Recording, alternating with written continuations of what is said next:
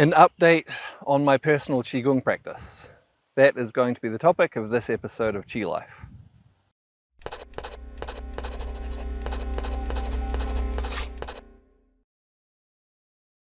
Alright, so as you can see, it is a beautiful, hot and really quite bright sunny day today.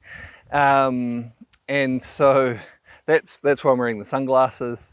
And that's why there's going to be a few odd shadows on me.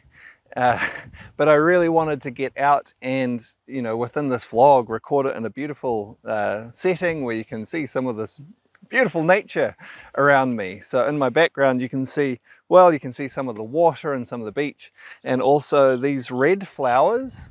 So this is the Pahutakawa tree in New Zealand, and so they come out in summer.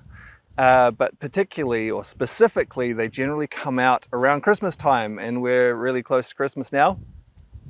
So I thought I wanted to show you this. So excuse the sunglasses, maybe also a little bit of wind noise. It's been hard to find a good place to record these in this area because, again, with a hot sunny day, there's quite a bit of breeze coming in off the sea because the water is colder than the land, and this creates a breeze, particularly, the hotter the day, often the more of the sea breeze you get.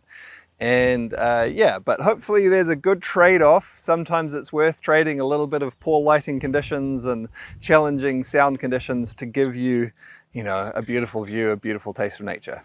Anyway, enough of that, into the topic. This one's not going to be a long vlog, so I think it's okay to go on about a few other things.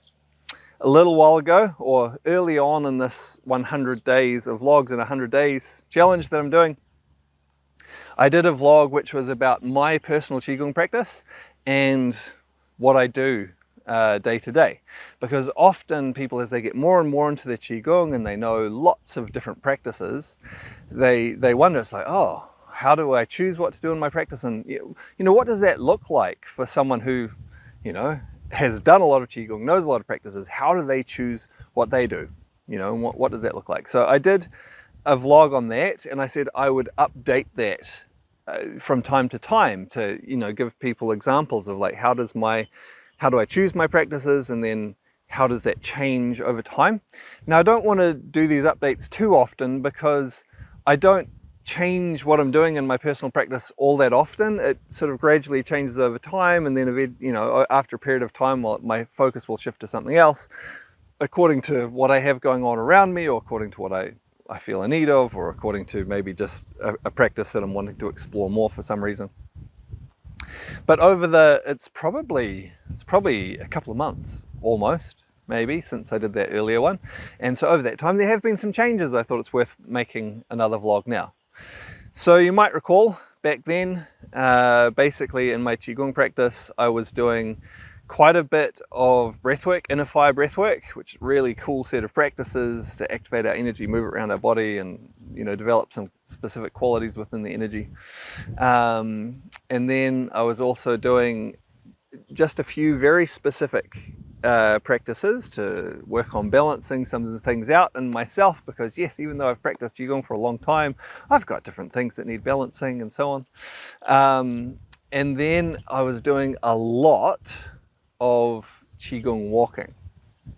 At that time I said I was going through, so there's a series of basic Qigong walking practices that I teach, part of the Long White Cloud Qigong walking practices, and I was doing about half of them. I was doing about 6 of them, and I started out just doing one, and then add another, and I got to doing about 6, and at that stage that was what felt good to me. So what's happened since then is I continued with that Qigong walking practice for quite some time, and I got up to doing the full set of the basic Qigong walking practices, and that was feeling really good, all of them flowing together, all of the different parts, the different aspects of activating and working with our energy that comes from those, and was really enjoying doing that full set of Qigong walking practices.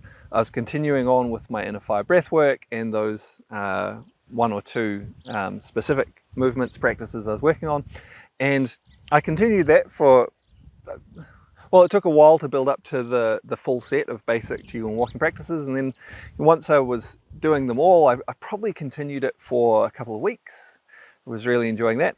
And then I went and I taught some Qigong workshops in Melbourne, which was great. And there were 3 different workshops on different topics. And one of those workshops was an introduction to Qigong walking. And so in that workshop, I taught not all of those basic Qigong walking practices, but I taught several of those, which is great, developing basic foundational awareness and understanding of, some of these practices and how they work and how you can apply them to walking. And then as part of the workshop as well, I taught a few of the more unusual Qigong walking practices where they're much more specific. It's not so much about foundational skills, but they have a very specific application. Yeah, and some of them can be a bit more unusual or certainly more specific. And while I was doing those practices, I just felt like, the one of them in particular is like, this is really doing something good for me right now. It's like, and it's one, obviously, I've been aware of this Qigong walking practice for quite some time, but it's never one that I'd gone really deep into. And there was something while I was doing, I was like, this could be really good for me and really good to explore more. So then, since then, which is a couple of weeks or so, I suppose, that has, for most of that time, all I've done for my personal Qigong practice is this one Qigong walking practice, going quite deep into it, spending up to a couple of hours in a day doing this one Qigong walking practice. And it's been really interesting. I feel like it's done me some good. It's like, within my body, within my energy, it's certainly done some good things. And also by going really deeply into that practice, it's drawn out some more details, some more of the richness of what's going on within the practice and given me a much greater appreciation for it. Some, quite subtle little details that I hadn't really noticed before. That's often the case when you go deep into a practice rather than having a, more superficial experience of it. And so I've really been enjoying that. But now I've come to a stage where I feel like, okay, at least for now, I've probably done enough of going really deep into it, spending, large amounts of time on it. I'm continuing with it though. I'm continuing to do just a little of that specific Qigong walking practice every day. Just, from having an intensive period of going deep into it, I'm allowing myself to continue to deepen, but at more of a slow trickle, doing it as a consistent, regular practice. I'm probably spending 20 minutes on that a day. And because I've now reduced the amount of that specific Qigong walking practice that I've been doing, I'm also now going back to doing some other Qigong practices. So in particular, I've got back into my inner fire breath work again because I had like a little bit of a break, and I'm getting back into that because that's all going really smoothly. That's not taking me as much time as I was spending on it before. In order for me to feel like I've done what I need to do or want to do within a practice session. Previously I was probably spending about 45 minutes. Now I'm probably about a half an hour. In half an hour I do that and I feel like I've done what I need to do, what I want to do with that practice. So I'm not doing as much Qigong right now as I was back then, or even over the last couple of weeks. Back then I was spending about 2 hours a day between the different things I was doing. While I was going really deep into this one Qigong walking practice, I was doing, again, a couple of hours a day. At the moment, 45 minutes to an hour is probably about what I'm spending on my personal Qigong practice every day. And that probably fits in quite nicely because it's a really busy time of year. It's end of year, so I've got a lot of stuff I'm doing with work, with Long White Cloud Qigong. One thing that people often don't appreciate, I think, about, I'm a full-time Qigong teacher, and people often think that's, that means that all I do all day is like teach Qigong, as in demonstrating to people, talking to people, doing my own Qigong.